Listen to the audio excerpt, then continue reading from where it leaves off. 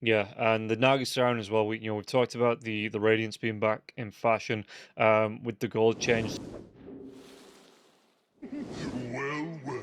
So welcome back in as we get started with game number one, and we'll see here just a quick smoke coming through here for both sides to get these wards down. But Save is going to be waiting on the cliffs, just being chased away here by the Treants. Ari, expecting any early game aggression coming out from these two teams? Oh, you're up against the Undying. You would be crazy to go forward. With that being said, though, Gilgear does make his presence known, but he is just going to be smacked a bit in the bottom lane. Really no kill potential between the teams. No, and he knows this ward's here. Now, I do like this ward if it's not scouted out. Just being able to get the block in. It does block the camp if it's in the boundary, which it looks like it is. And it's just a pain in the ass to try and find a D ward if you're not aware of that blocking it. But, like you say, Gilger at least knows it's there. He has to wait for that next sentry ward to come out, which looks like it is coming out on the courier. So the camp will be unblocked. As Boom, do they want to step forward? I mean, Nightfall, he does see Pantomime here on this Undying, but the train's going to come through now as well. Yeah, the K is starting to be thrown out, and it looks like the Beastmaster just going to back himself away from this.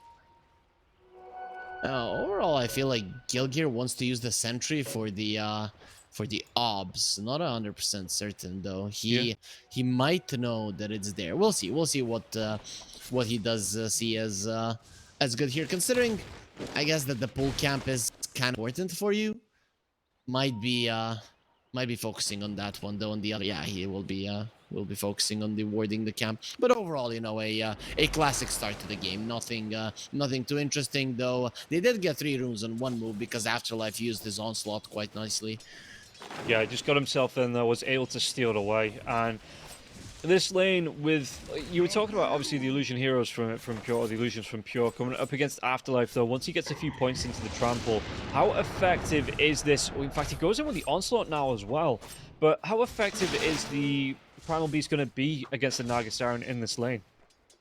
He's gonna be okay, right? You are a hero with a solid amount of armor. He started off with the Ring of Protection, so he's gonna be overall fine. You're not gonna be killing her probably, especially because of the Tiny stopping you, but you are gonna be getting enough armor, threatening enough that the Naga doesn't have complete free farm and zones you out of the lane. Okay, and looking at the odds on the screen here from EGB, we see that Boom are the favourites coming into this. One move, it's not a massive gap between the two. If one move gets some early momentum, like you were saying, we could see those odds shortening. But for now, Boom are going to be coming into this game number one as the favourites. Yep, I mean, they're definitely the favorites, and in my mind, if they played their draft perfectly, it's gonna be a very tough one for one move. Plus, one move has been, they have been on the slower side between the teams, and they've drafted in a way that they have to play really, really fast Dota. So I'm scared for them right off the bat. Yeah, and we see here in the lane, Munkushi's not doing too bad. The pulls come through. Obviously, he's got the traits as well. Didn't start off with a oh, he's actually going to be able to go into Save. Save is going to be taking a lot for us. Pantomime chasing down here as well. But it looks like he's going to be able to get himself away there eventually. But yeah, no, the Prophet not starting off with a Blightstone, which is something I usually see on the core Prophets, just for the extra harass that comes out with the Treants. But this game, it looks like Munkushi just wants to go straight into the magic wands with the 3 iron branches. Chasing down onto Save again. Save, can he get himself away from this one? TP forward by the Prophet. Munkushi will be able to pick up the first blood anyway. Yeah, good jump forward there as well with the TP. Nightfall, how that is Lord Gaben just making sure that he dies. He went for a TP, but there were enough creeps there. Even if he survives right now, it's a complete disaster, and it is very, very hard to do so. Look at him, he's gonna have to take the long walk back. This is a disastrous start to the top lane. Yeah, the Rubik has, Save here has tangos, but it's too much of a risk here for Nightfall. Even hanging out under that tier 1 tower, like I said, the K's coming through, just messing Nightfall right up. He has to back himself away, and will be going back for the heals into the TP. But Save, again being pushed back here, Munkushi. Well, you needed an early start to the aggression. It looks like Munkushi, he wants to get right on that in this lane. What Save is doing right now is saving the creeps for Nightfall. So he's making the catastrophe of the top lane, just not as bad, and Yeah. that's why we're seeing Munkushi being super aggressive. He wants to get Save into the tower, and Save is not gonna have any of it. He's gonna make sure that these creeps live and that his buddy has something to farm. Yeah, you see that even the train's being pulled across here now as well. So Nightfall, Pantomime is going to contest here. See what we do. But I mean, Pantomime, it's just the standard Undying. Just straight into the mangoes. All of the mangoes all the time here. And behind that, but it looks like Nightfall's safe. Not really going to punish him here for this. Dire's middle Yep. tower is You under can't attack. really. It's hard to do so, right? Radiant's top tower With is under those attack. kind of moves, it's gonna extend the presence of the Undying in the lane a little bit longer. Usually it's minute 4 when you start not being as much of a threat, but he still has a ton of mangoes to work with just because of what happened. Yeah, and you can see back on the bottom lane as well, you know, Pure, Gilga tried to get, or did get the glimpse up onto the Tiny as the Tiny tried to chase him down here. Toronto, Tokyo, just trying to do what he can to harass out Gilga, but Gilga, with that, the 2 points into the glimpse actually, not skilled anything up just yet, so if he needs that point into the kinetic field, just have a panic point that he can put in, but for now, looks like Gilga just going to be fine holding that point. Yeah, overall he's gonna be okay though. Not sure for how. Oh, Pure thought that he tossed Gilgir back, but nope, not the case. They maybe could have gotten a kill. Nah, scratch that. There's 8 stick charges, and yep, Save just continues to be a nuisance. They cannot kill him. In the end, he just decides his own fate, and it's gonna be the neutral creeps that take him down. Yeah, but the Observer Ward does go down here, so it does mean that they're going to be able to see anytime these stacks are going to be, you know, trying to be attempted. I don't know if you noticed as well on the map, but when Nightfall was dealing with the creeps between the tier 1 and the tier 2, he was actually using his bow to stack the Ancient as well as the, you know, the Triangle Camp. So those 2 stacks were because that Nightfall, you know, the God tier micro coming out with the bow. And to me, just being able to do something with a bow that isn't just, you know, attack click right next to yourself is just god tier micro, because I can't micro for pennies. I mean, he understands that his lane is not going well. Yeah. That he's gonna be needing some stacks, and we talked about it. Bedboom, they want a slower paced game, controlled, right? And it's much easier to defend your own jungle. That's why we're seeing one move with the deep wards as well, because they understand we are going to need to invade this. We are going to be needing to be there as fast as possible. Mid lane, though, there could be some traffic here over on Aincrad. Yeah, Aincrad, the Avatar comes through there as well. The Thunder God's Wrath, but it's going to be saved. He gets it with the Fade Bolt. A really good setup, and yeah, GPK just being able to throw out the extra damage there. The pull through as well, so GPK should get through these creeps pretty darn quickly with the 3 points into the Arc Lightning. It is very to get those creeps there, and he has already been doing well in the mid lane, right? Slightly better than the Pango, not by a lot, and now with that kill, the difference is going to be slightly higher. Yeah, and do you expect GPK, you know, is it the normal build of the Aether Lens, Ag Scepter, we've already got the Mana Boots coming out as well, into the to the Ag Shard as well, or is there anything different that the Zeus's want to go for at the minute? Yeah, you don't change much with the Zeus build. Maybe if you feel super confident, you're gonna go for the Kaya Sange. But I think with the way that Bedboom wanna play, that he's just gonna go for the classic Aether Lens build. Yeah. Okay. Even going to be able to find some farm. Meanwhile, on the top lane, Nightfall is going to go down. Munkushi, once again with that TP forward, able to get that last bit of damage out and save. Well, not able to save Nightfall just there. And you can see that the mid lane, you know, the Disruptor's moved off into the mid lane here as well as Save, looking to maybe get some protection onto the stacks, but Aincrad moves himself in, and again, this ward is down. Rolling Thunder, Pantomime, he's rotated in. Save, is he going to be able to do anything? Get maybe deny himself to the neutrals once again. He does! Oh, 100% calculated there from the Rubik. A little bit of a bad play for Aincrad. Went for a shield crash a little bit too late, and that's why that happened. If he went for it instantly, then he probably does get the kill onto Save. But overall, you know, it's you're still invading the enemy jungle, and they take away some of the stacks. Yeah, GPK has to be careful. He's trying to go for the D ward. There is still 3 heroes about here. Bottom lane, there is going to be the route onto Afterlife, though. Afterlife with that trample, just going to trample himself away. Throwing a bit of a Evade Rage there as he does leave. But yeah, we'll see here. The Sentry even going to go down, so it's not going to be the Zeus that gets the D ward off. Save does get it with the Sentry, but it does mean that they lose these stacks. And There is a sentry here as well blocking this camp, so it's just going to be the Ancients that are still half there, just waiting for Nightfall to come across and farm them up with his axes. The big thing though for one move is that they took the top tier one, and yeah, it allows you to invade the triangle better, which you necessarily don't want to do early on, but if you get a good lead and with this kind of lineup you can. But more importantly, it prevents the Beastmaster and the entirety of Bedboom from taking the top tier one, which is very important for the development of their lineup. They need the Beastmaster to control the top part of the map, and with that tower falling so early, that could be a problem. Yeah, to get a glimpse back onto GPK, I mean, Aincrad, he's teasing, he's just going for that Rolling Thunder. He's going to be coming into it now as well. GPK throws out the Thunder God's Wrath. Aincrad, he's going to be able to get at least one bounce. Nice. There's going to be the Thunder Strike coming out onto the Zeus here as well. But save Rolling Thunder. When we level 4, doesn't take lethal damage, though, will be able to get himself away from this one. Aincrad, that is going to be the Rolling Thunder down here. He doesn't get much from it either. Very nice decision there from the Zeus. You know, if you kill them fast, they cannot go forward.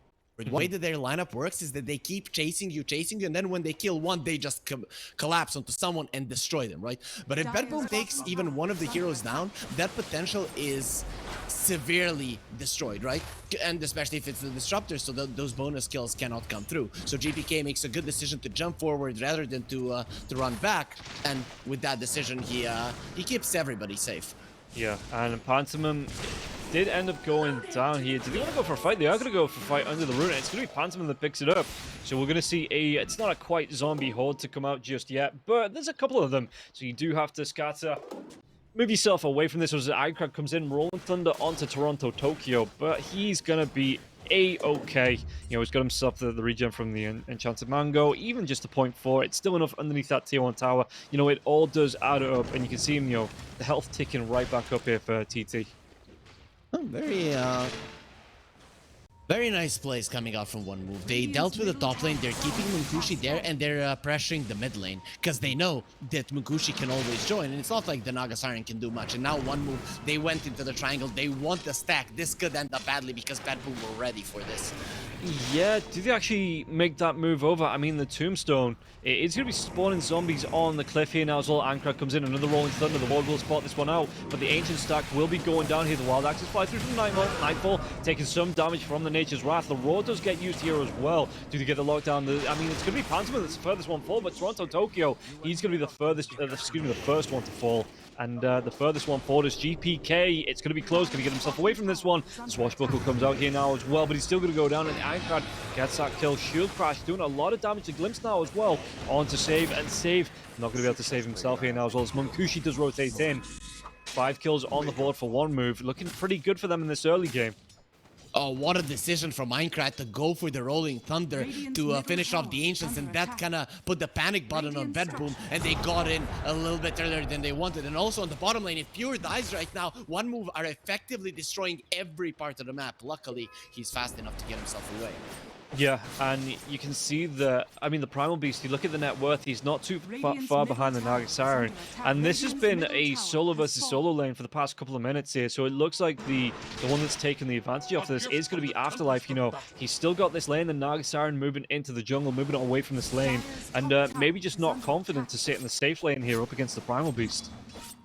Munkushi TP'd on the top lane again, so he's not giving this tower away. You have to kill him. You have to get on top of Munkushi. The speed of Bedboom towards the top lane now has to be there. They drafted in a way so that they can defend towers, that they can take towers and control areas. But the thing is, with the way that the game is going right now, they can't even do that. So it is going to be their lineup that needs to put the foot on the gas now a little bit to open up their map, or they're not going to be having enough of a map to farm, and that could be a problem in the long run. You are as the Nature's Prophet with the Midas. 20 minutes in, he's gonna be so far.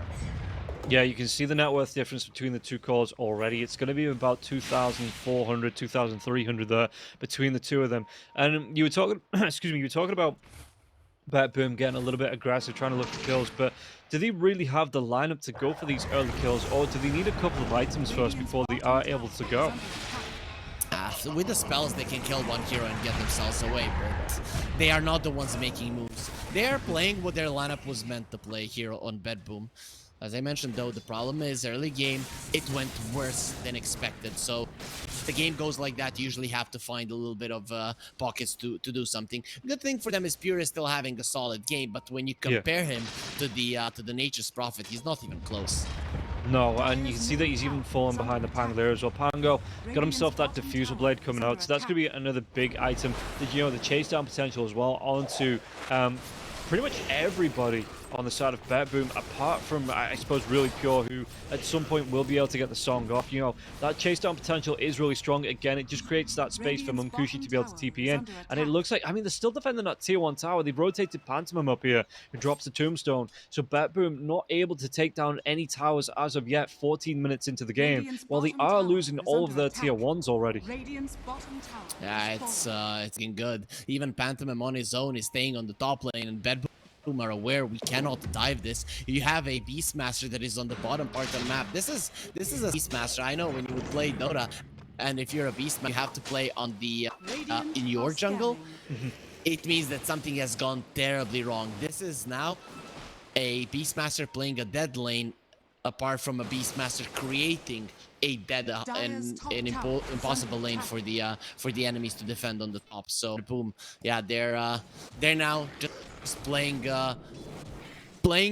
catch up in a way. Let's try to put our heroes out there in a possibility to get caught while Pure gets his farm, and it makes so many out. But now the question is, how will one move, and if they will. Yeah, no, speaking about the Beastmaster, 14 minutes in, 15 minutes into other games, you usually do see the Beastmaster getting close to that Helm of the Overlord and still pressuring onto the off lane. Looking to put the pressure onto the tier 2 tower and force aggro away from the rest of the map, pull heroes towards his lane. To open up his team to take other towers around the map. But yeah, like you say, Nightfall here, 15 minutes in, he's in the jungle, he's only just got the Helm of the Dominator, it looks like, with the mana boots, and he's just committing to the axe spam to try and find the farm in the jungle, which means he's taking away farm from, we'll take a look at that in a minute as we do see Save. Once again, the Rolling Thunder does come through. Ankrat is going to be able to get the kill. He's caught between the stars. It looks like Save, he's just trying to pull the aggro once again. He survived for a little bit longer. The glimpse comes out. He will go down there. It's going to be Gilgy that gets the kill. But yeah, no, the Beastmaster in the jungle, it means he's taking away farm from GPK. He's taking away farm from Pure. He's taking away these safe spaces as well. And it's just, BetBoom at the minute, they are just losing kills left, right, and center.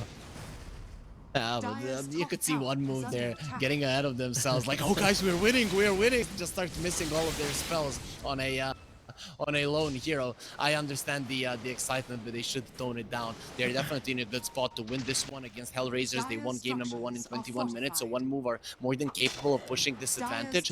But they ward in that. To be honest, it's not that worth it given the conditions of the game. Yeah, and how do you expect? It looks like one move they've slowed down just a little bit. They are still finding the kills, but obviously they need to go back to farm. They need to find these items as well. So you've got the Nature's Prophet. That's going to be the Gleipnir coming out actually from Munkushi with the Hand of Midas as well. Is this the point where you expect Prophet just to be moving with the rest of the team, or do you expect him, because he's got the BKB queued up, so does he go for the BKB first before it's committing to that full run at BetBoom Dota? They're waiting for Afterlife's BKB. That's it. Once Afterlife is able to get in and get hate onto himself, and then you TP with the Nature's Prophet, BKB is not a necessity. So, yeah, Munkushi is pretty ready, but they are not ready as a team because they need the penalties to get the BKB, and he's dying right now, so that's not going to be that fast. No, do they get the chase down? Then they might be able to get a couple of revenge kills. The Rolling Thunder comes out. It's going to be Toronto, Tokyo locked down in this connected field, but they want to go for more. And yeah, Munkushi TPs in, gets the kill, even gets Toronto, Tokyo's courier here. But is he going to be the only one to be taken down as the chase is on? It looks like Thunder God's Wrath comes out. GPK, though, do they want to chase onto Ankrat? The Rubik's Cube save. He's going to be able to push down, and GPK gets to kill onto Ankrat as that Rubik's Cube continues to go here and pushing down. But it looks like one move, they lose one and will back themselves, or excuse me, lose two, back themselves away because the Primal Beast did go down at the beginning of that fight. Great move by BetBoom, and also you can see how Disruptor is a double-edged sword there, because you want the chase because you want that bonus kills and you have the capability to do so, but then again, that might pull you a little bit towards the end. A slight mistake coming out from the Pango, giving the Rolling Thunder to the enemies definitely stopped any kind of a chase down that one move could have had there. Oh, look at that. The odds have completely flipped on the head here. One move. close to being, yeah, or the favourites for the rest of this match. As far as the match is going at the minute, again, you are still up against that Naga Siren, and we've seen Naga Sirens push games, and it is going to be the heart to come out as the second big item after the Manta style here for Pure as well. Yeah, you're slowed down a little bit, so you want the heart as fast as possible. You want the Manta and the heart plus one item before like minute 25, right? But if you see that you're not gonna have it, then you just get the heart and you go back to the initial plan. We're gonna use the illusions. The illusions are gonna be hard to kill, and the enemies are gonna deal with those, giving us openings to play the map. Yeah, and I mean, already got the the first component coming out for the heart with this Reaver. What do you expect? Because we were talking in the draft about that Radiance. Is the Radiance just dead in the water now, or would you expect after the heart, is that the next big item for Pure to go back to? It's probably not gonna be picked up. That's how I see it. Late game Radiance just doesn't have the same impact. So I would assume that he's gonna stay away from it. The only reason I would see him making a Radiance would be because, okay, I'm gonna make a Nullifier and the Butterfly after this one. It is just a transition item. Okay, well, we'll keep an eye on him and see what he wants to build into heroes. It looks like one move, 19 minutes in, want to get themselves right into this Roche pit here as well. And again, this tier 1 tower on the top lane does still stand. Aincrad rotating over to push it out. But again, you've got to watch out because Rubik, he's still got that Rubik's Cube on the spell list. If he gets himself in, no Blink Dagger here for Rubik though, so he does have to go in. I was going to say on foot, but if he's rolling himself in there, we'll see what they want to do. You've got Pantomime outside the pit here as well as Afterlife. Just looking for the protection. But the BKB comes out the roll and Thunder comes through from save now as well. Toronto Tokyo getting low. The Roar comes out onto the Pangolier. Can they do the damage? Oh, it looks like Toronto Tokyo with the Pulverize. He will be taken down. Now the Gleipnir locked down onto the Rubik. Lose both supports. That's the buyback coming out from the Tiny. There's some big things down for one move as well. Afterlife using the ultimate, using his BKB. The Rolling Thunder as well for Aincrad. So BetBoom, do they want to contest into this? Because Roche only losing about a quarter of its health, and it looks like it was just enough to push one move away from the pit, but not committing to it themselves. I'm really liking that one move forced that one. You need to force it. You could see that all of the lanes were being pushed in, and having an H's Prophet and that happening, it means that's going terribly wrong. So you need to force the fight out, especially because you have the items to do so, and GPK now. God, this is the speed at which one move wants to play. Yeah, a really good kill here. I mean, they did push down onto that tier 1 finally after 20 minutes on the top lane, but it looks like one move. They're going to try and look to re-engage here as Pure comes in with these mirror image illusions as well onto Pantomime. Pantomime can get himself away from this one. He's going to go down, and Pure picks up the kill, and now there's going to be the chase on here from the Naga Siren. Has that the net in the next couple of seconds as well. Aincrad, though, going to be able to get the blink away, and Gilga in the trees just going to look for the TP. So it looks like it's only going to be Pantomime to get out of this.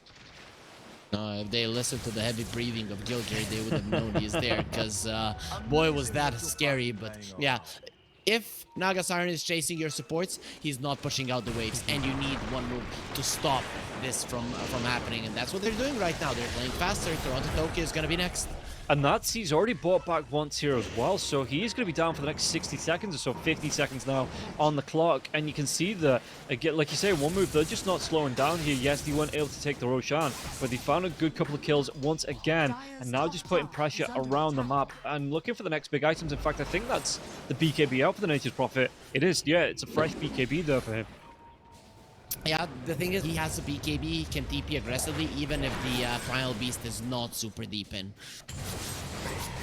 Okay, and we'll see. Oh, he's going to try and use the Roar. Comes out though through the BKB. Primal Beast. Did he get the damage onto him? But Munkushi comes in now as well. Again, the Gleipnir comes out. He's going to be able to get the Pulverize onto the Naga Siren. The Naga Siren with the soul, but the BKB going for Munkushi. Munkushi with the right clicks. Does Pure get himself out? He doesn't. Really good rotation in, and Munkushi with that fresh BKB. It was just enough to get the kill here with the help of the glimpse back from the Disruptor. Oh, and they want more. They're chasing for Nightfall. If they retain vision, he's going to be getting glimpse in a couple of seconds. Yeah, and the Gleipnir comes out the lockdown, but do they want to dive onto the high ground? They're going to be able to find out how to save. Save goes down here. Naga Siren, he's down. They've got the kill onto the Rubik, and now the Tiny once again. They're diving behind the tier 2s, close to the tier 3s, and they're just going to be able to back themselves up and take an objective off this. Yeah, I'm very surprised that BetBoom tried to go Beast. You know that this hero can have a ton of armor, and your damage is non-existent at this point in terms of physical damage. Even with the Naga Siren and the Beastmaster next to him, it is just not enough. You don't damage dealing items on the Naga Siren. They kind of got baited super deep by one move there, and considering that one move, this is their timing, it is very important that they're getting these kills and even applying some power, because once that tier 2 falls, it's going to be much easier for them to go for these aggressive plays. Yeah, and Boom, what can they really do to get back into this game? You know, we've seen Pure, he's got that heart coming out with the Manta style, but he doesn't really have that big hero killer item. They're moving themselves into the pit. Have to wait for that. I mean, the Roar's 10 seconds away as well. So is this what Boom need to get themselves back into this game? Even if they get Roche, the plan remains the same. If you continue going for team fights and these BKBs, there's nothing you can do against them currently. So I'm not sure that they're getting the Roche, but even if they do, they need to be continuing to play the split push type of approach. Yeah, and it doesn't go down all that quickly now as well. You see, they have to back themselves out of the pit. The Glimpse comes back in though. Actually, no. Nice. Yeah, okay. Able to dodge that one off though. And trying to fight around the pit. I mean, BKBs are back up. They're going to try and target Munkushi. It looks like Munkushi, he pops that BKB. Did he get the damage off? I think he's about to kill into the Naga Siren once again. He's caught in the Static Storm, so not able to get himself away from this one. The Pulverize comes through. The BKB on the Primal Beast now as well. The Trample. I think he's about to get the kill into Pure. Pure to the God's Wrath will be used here. Pure, does he try and turn around? The Glimpse comes out. They've got the lockdown. Surely they've got the kill onto him. Naga Siren, the mirror images. Trying to dodge off the Thunderstrike, but Pantomim still gets the kill. That Tombstone has been dropped around the Roche pit. Pantomim will go down to Toronto Tokyo, trying to run away for his life here now as well, TT, as he's getting really darn low. Oh man, that was so close to the Naga surviving. Then again, it was so close to Pantomim. One guy dies to the Soul Rib, catching him there on the he's flying towards Pantomim as a kind of retaliation for killing Bedboom Scary. But overall, one move, they understand their strength. Right, Bedboom, I don't know how they feel like they can force out these fights. The BKBs are too much for them to handle until Naga Siren gets at least one more item in. Yeah, and this is just going to be, you know, Bedboom started it, and one move to say thank you very much. We'll get ourselves in here. We'll finish this one off here. Profit, again, net worth 5,000 ahead of the Naga Siren with the Hand of Midas coming out. Looks like he wants to go towards an AC as well. Going to be really nice for the attack speed, you know, the protection as well. But the minus armor that comes out from that as well is going to be effective in these fights. And yeah, like you say, Pure, just not really getting himself on the board or getting any real momentum behind this Naga Siren just yet. Yeah, you're getting deep to make sure to, even when the Naga Siren gets a damage item, let's say, when she starts dishing out the damage, the AC is going to prevent that from being anything too big. Yeah, and Munkushi's not too far away. Oh, the jump comes through. That should be the gold, actually. Yeah, so that for the plate mail coming in on the courier, that looks like it's going to be the AC completed for Munkushi. Yep, he's gonna have it. Makes you better at pushing, makes you better at surviving, and makes you better at diving, which is what they want to do. And they get the kill onto Toronto Tokyo. This tier 2 tower should be the next target, and again the Tombstone being dropped from Pantomim. This is just going to be, I mean, they've completely taken over the map in one move.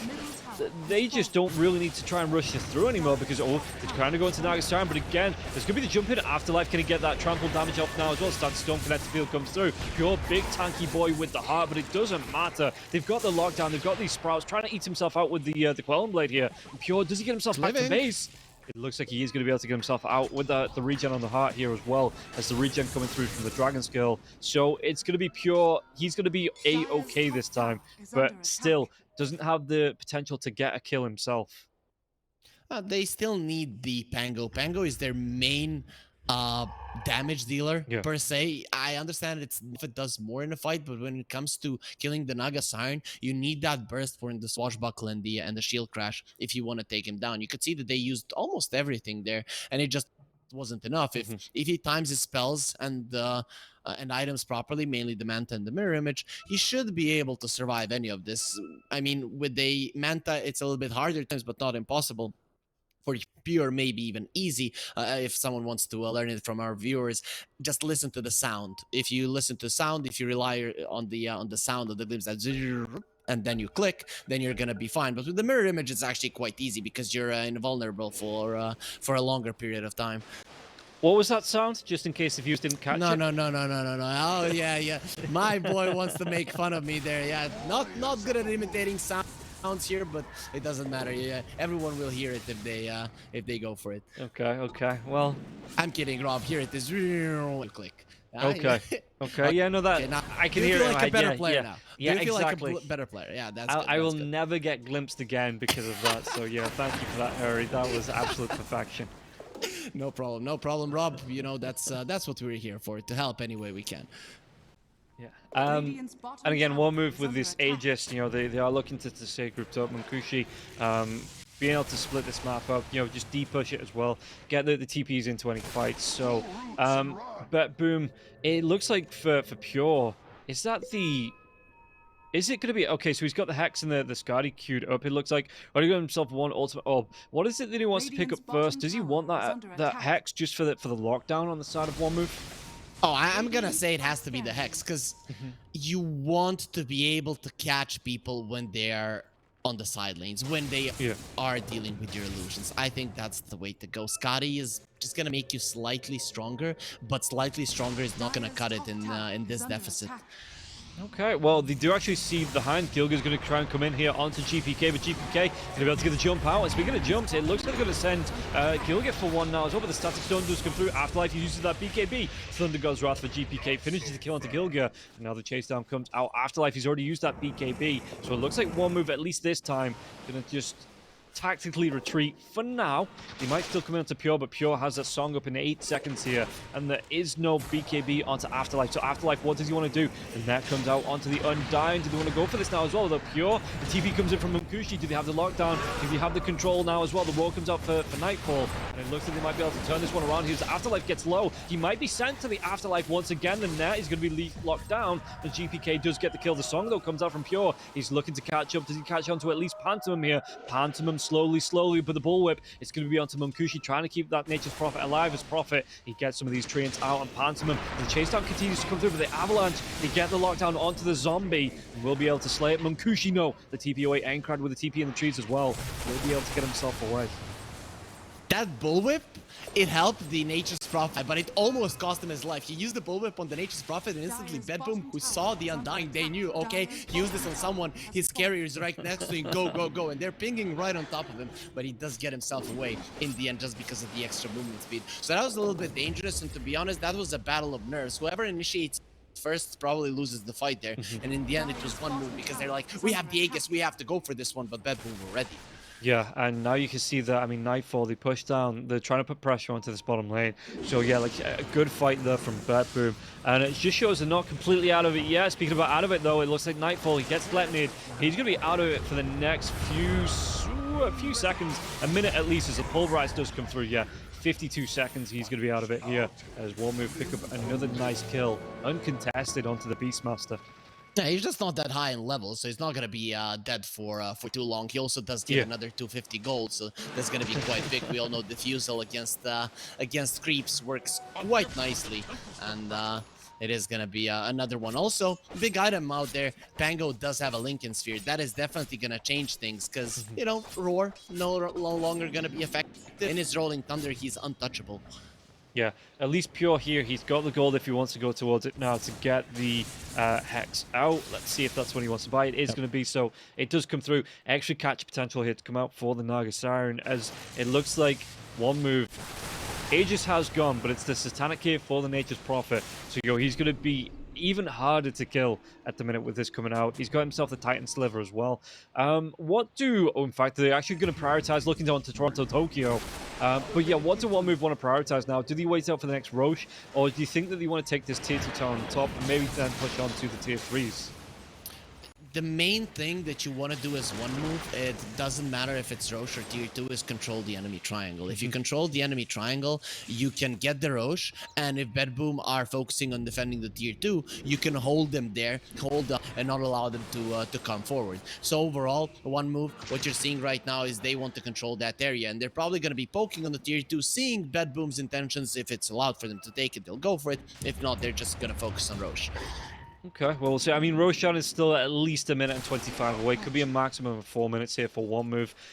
Who are looking to just try and, I guess, yeah, Munkushi at least is putting the pressure onto this tier 2 as Toronto Tokyo comes back to defend this. What's he got in terms of items? Still holding on to the Lance of Pursuit here on the Tiny. I guess you need extra mana. right? Yeah. Well, what do they have from neutral items? Okay, they have a Philosopher's Stone that he's not using that also gives him the mana. So now I'm kind of surprised because you don't really hit Radiant's top as a tower tiny. is You're under not really attack. slowing someone down. Maybe with a tree if they're running away, but that's it's not really game changing, is it? Bottom tower is under No, attack.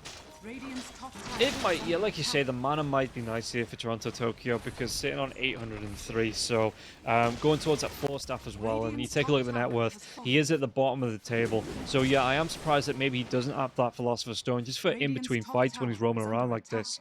So that tier 2 tower will go down on the top lane. The tier 3 even starting to take a little bit of punishment here as TP is coming back. They don't want to be caught out once again pushing out this lane, but Toronto Tokyo. Oh, Rolling Thunder, but it's just going on to the Naga Illusions as well. Toronto, Tokyo, it looks like he's going to be caught out. Does he get himself away? He's got that TP in 10 seconds. Yeah, they absolutely don't know where he is. He gets the blink. He's going to be fine. Or maybe not fine as now. The glimpse comes out. He's pushed back. And this time he should be killed off. Another toss away. You stay there and you keep your mouth shut and you live. But he's like, okay, I want to get out of this one. I'm not sure if they're searching for me. So he goes for it. And that is just how much information in Dota is worth, right? We know that they don't know he's there, but he's not certain, especially with the kinetic field. Sometimes the vision is weird. You see in the middle of it, but on the edges, you don't. And that is what happened. He was in the kinetic field, and it usually gives damage, but this time it was not the case. Well, it is going to... I mean, it's only going to be a quick death time as well for Toronto Tokyo. Not going to be down for too long. And, yeah, one move, not going to be able to get anything done while this is happening. Meanwhile, again, the Naga just continues to push out. This time, again, got the gold to start going towards Ascari if that's what he wants to be going towards. And do you think... I mean, he's got the Windlace here as well. Do you think he keeps that Quelling Blade just for the Sprout coming into the... You know, obviously the next big item, he might swap it out. But is the Quelling Blade more important in this specific instance? How many 4-staffs do they have? One. Yeah, I think so. I would say it is. If not, then Nightfall is gonna be on Wild Axe's duty to take the Sprout down. The thing is that the Windlace is so valuable for the Naga Siren, but I would not risk it if I was him. Maybe he just puts the Windlace to his inventory when he's sending the illusions to split push, and then he swaps it out to the for the Quelling Blade. That's probably the most obvious choice for him. Okay, well, we will find out in a little bit because that Skadi, it's only about 200 gold away from being completed here, and it's going to be again another nice item for the Naga to get back into this game. But it seems like one move they just again they're pulling back, maybe waiting for that next Roche, which will be up in the next minute and 10 seconds. But they still are 14k net worth lead here and about what's that 13 kills ahead. So they've still got control of this game. It seems like even if the Naga Siren is starting to catch up, and I mean it's still a 6k net worth difference between the Nature's Prophet and the Naga. And they're going for a smoke, and this is going to be a positioning smoke. If they manage to push out Bedboom and they ward their vision around the pit, they're already going to have a big win for themselves. But they should know that someone is here, so you have to wait for the bottom lane to be pushed in a bit. Well, the Rolling Thunder is going to be coming in now as well. Ankred, what can they do with this? The connected field comes down with that static storm. Toronto Tokyo got inside it. He's going to be dead for 46 seconds as well as the Rubik going down. Ankred on top of that cliff, but the chase coming through here. Can they go for even more? That song for the Naga Siren will be down. Has that Skadi available to him, but it's going to be a 3 versus 5 fighters. The Thunder God's Wrath will be used. The Axis, they see Pure. Oh, No, do they see don't. Pure? They don't know it was just the Golem. Okay. He's still in those trees, but they will lose the Beastmaster here. Buyback available. And it looks like at least the Naga this time is going to be able to get that TP away. And Roche 7 seconds out, so if Munkushi hangs around with this double damage rune and the Daedalus, he might be able to get himself a quick Roche.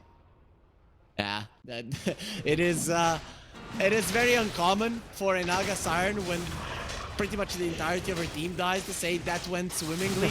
But considering in what kind of position he was in, yeah, that's the best you can hope for. And just goes to show how much more powerful one move are at this point. And they play the game so well. They started off very, very strong in this game. And then once they got that 5-6k gold lead, they did not hurry too much. They waited for their big items, knowing that they're gonna have stronger timings than Bedboom, and now are in such a dominant position that Bedboom, they're at the mercy of one move. They might have strong high ground defense, but that can only work if one move makes some really big misplays. Yeah, and I talked about the net worth difference between the two carries, but if you look at the levels as well, Munkushi is level 23.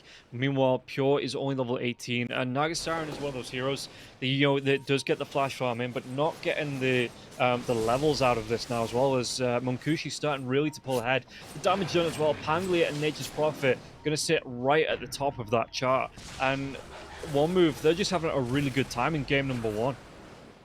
Pango is the biggest problem because now he has the Mjolnir, so he's very good at clearing out the illusions. The illusions are just not gonna be that big of a deal in fight. Yeah. They're gonna be disarmed, they're gonna be stunned up, and they're gonna be killed off. Yeah, and I like the pickup. Oh, did he actually try and make a move here? It is only illusions from the Naga, as it looks like the Tombstone is going to be dropped. He's going to try and fight around this. The Pulverize comes out, but the roll's going to be there immediately onto the Primal Beast. Rolling Thunder comes through, but it looks like Bet Boom, can they get themselves away? The Song going to be used here now as well by the Naga. Falls off to the low ground. Can he get himself back? The Zombie's still chasing. Still with the Swashbuckles coming in as well, but it looks like Pure should... No, the Glimpse comes out. Dodging it off. Maybe using that noise that you taught the viewers there as well. So good timing there from Pure, just to be able to dodge that one off, not being brought back to his doom. They're gonna be going in onto Afterlife. He has the Lincoln Sphere, but he doesn't have enough life to survive this bed boom. They find a really nice opening. These are the openings that you have to go for when you survive the fight and then immediately you turn it around. So Bed Boom, it's not an easy game to play, but they're showing it's not impossible. No. Oh, Pantomime, he's caught by the Avalanche just on the edge of it now as well. He was trying to TP himself out. There was that ward that saw Pure coming around the outside, and Pantomime, the Hex comes out, the lockdown with the net as well. They're going to be able to get this kill onto the Undying. He will fall eventually, but he will fall nonetheless. And yeah, we've not talked about GPK for a while. He didn't actually end up going for the Ag Scepter. He's got that shard, he's got his BKB, but he actually went for the E-Blade first. Yeah, he wants to be able to burst people down immediately. Yeah, he's gonna be able to use the BKB to live. Overall, those 2 kills, they're very important also because of the gem. One move, they can't buy a new one for, I'd say a minute. Yeah, a minute and 20 seconds. Bed Boom, already when you're in lineup, that is one thing that we haven't touched too much upon, is vision of their lineup is insane. And now when they have the gem, if you take away a vision of one move and vision of your own from the Zeus, from the Hawk, you don't even need the wards to see a lot on the map. It's gonna be much easier for you to play the game. They're gonna leave the gem in the trees though for now. It seems like Bed Boom are geared for a fight. Okay, and we can see that, well, if they're gearing up for a fight, I mean, Nature's Prophet, he's got that Ag Scepter, he's consumed it here as well, so that's another tool in the arsenal on the side of one move that Bet Boom have to be careful of. The Glimpse comes back on Toronto, Tokyo. Toronto, he's just going to go down, no way to get himself out of that, but it does mean the rest of his team should be able to back themselves up. Yeah, and Toronto Tokyo, as soon as he saw that he was dying, he used his courier to pick up the gem, and now is going to be taking it away to the base. It's very hard to go for these plays, but at death, you're going to be alive in a pretty amount of time, and it's much that one move can get on the map, apart from save, I guess. Well, yeah, they're going to be able to get that Rubik going down. Ironcrad, did you want to go in with the Rolling Thunder now as well? Nightfall, no Basher there for Ironcrad, because like you say, he did go for the Lanya to come through there. So the BKB TP out here from Nightfall will get himself out safe. What's he got on the courier? Because it is his courier, so it's going to be the ultimate orb coming through from the Beastmaster. And how far away from that full hex is he? He's still a ways away yet. Needs another 12,000. So 12,000, that's an expensive hex. About another 2,000 gold to complete onto that hex for the Beastmaster. And one move, they're really forcing the issue here.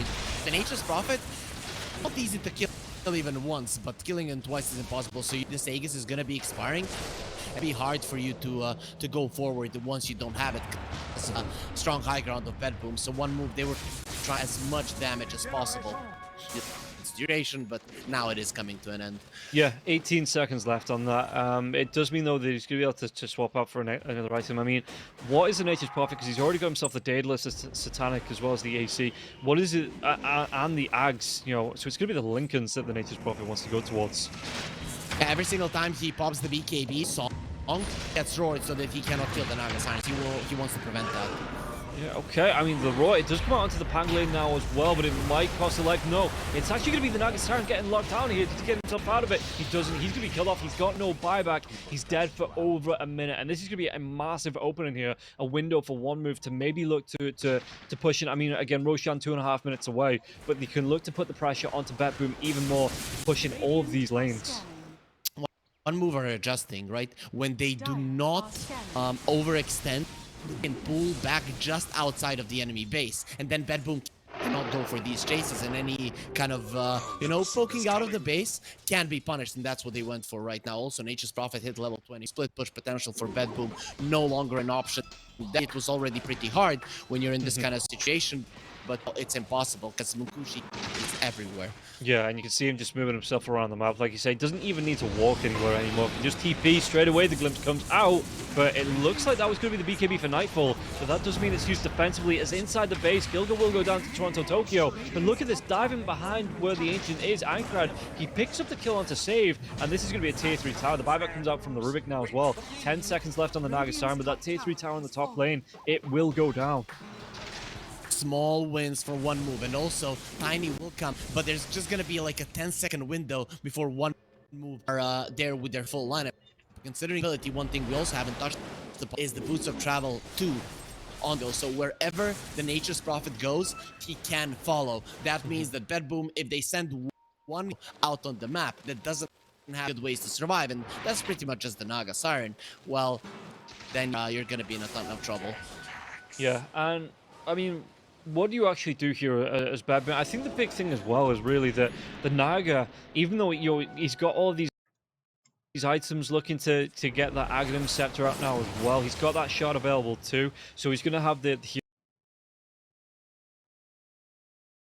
heal coming up. But to me, you know, the issue is that he's still being caught out in the kinetic fields, the static storms, and he doesn't have a BKB to deal with this because the Disruptor still doesn't have that Axe just yet. And, you know, would you have liked to see Pure at some point go for that BKB, or do you think this Manta style as well as the mirror images, is it enough for him? You don't have the luxury to go for it. It's not that it's enough, it's that if you go for a BKB, you're missing out on that one crucial slot. So I don't know, Pure is in a bad spot for sure.